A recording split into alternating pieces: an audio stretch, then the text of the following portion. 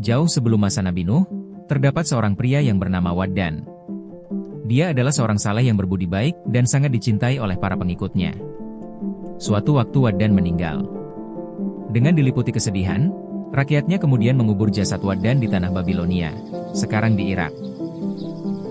Ibnu Katsir dalam bukunya berjudul Qisas al-Anbiya, mengutip riwayat yang disampaikan oleh Ibnu Abu Hatim, mengisahkan di tengah suasana duka yang begitu mendalam, iblis melihat sebuah kesempatan untuk memperdayai manusia. Dia kemudian mengubah wujudnya ke dalam bentuk manusia. Dia menghampiri orang-orang yang sedang bersedih itu, lalu berkata, "Aku melihat kalian bersedih karena kematian orang ini. Bolehkan aku membuat patung yang menyerupai dia, Waddan, yang mana nantinya bisa diletakkan di tempat pertemuan kalian, agar kalian bisa mengingatnya?" Mereka menjawab, "Silakan." Demikianlah, iblis lalu membuat patung Waddan, lalu orang-orang meletakkan patung tersebut di tempat pertemuan mereka. Setelah diletakkan di sana, manakala orang-orang teringat akan Waddan, mereka begitu antusias untuk memandangi patung Waddan. Melihat antusiasme orang-orang, lalu iblis menawari mereka untuk membuat patung lagi.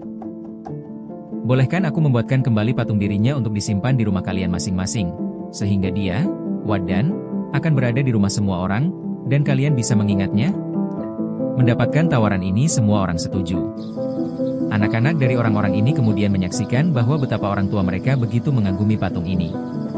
Dan tak ayal, mereka pun mengikuti perilaku orang tua mereka.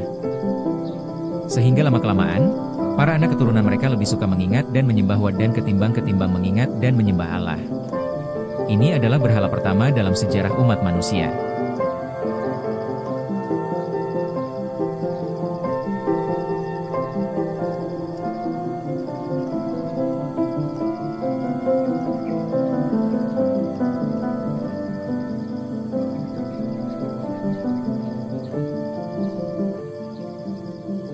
Ibnu Abbas, sebagaimana dikutip At-Tabari dalam bukunya berjudul Tarikh Al-Rusul wa Al-Muluk, menjelaskan, adalah pada masa Yarid ketika berhala dibuat, dan beberapa dari mereka berpaling dari Islam. Yarid adalah keturunan Adam dari garis Idris, dia dilahirkan 460 tahun setelah kematian Adam. Dalam riwayat lainnya, Ibnu Abbas menjelaskan, setelah kematian orang-orang saleh itu, setan mengilhami umat manusia untuk mendirikan patung-patung di tempat-tempat di mana mereka biasa berkumpul.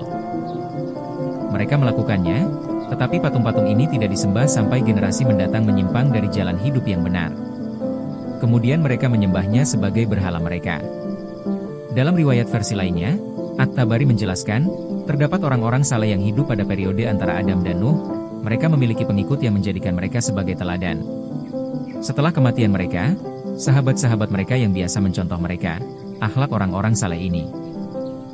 Berkata, jika kita membuat patung-patung mereka, itu akan lebih memudahkan kita untuk beribadah, dan akan mengingatkan kita tentang mereka. Maka mereka membangun patung-patung mereka, orang-orang saleh, dan setelah mereka mati, dan generasi lain datang setelah mereka, iblis merayap dalam benak mereka dengan mengatakan, nenek moyang kalian dulu menyembah mereka, dan melalui ibadah itu mereka mendapat hujan. Jadilah generasi baru itu menyembah patung-patung.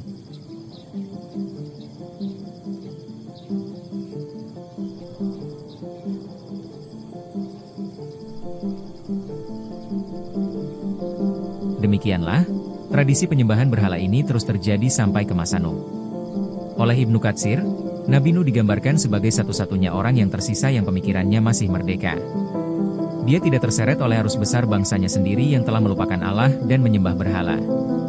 Allah Subhanahu wa Ta'ala kemudian mengutus Nabi Nuh untuk memberi peringatan kepada kaumnya.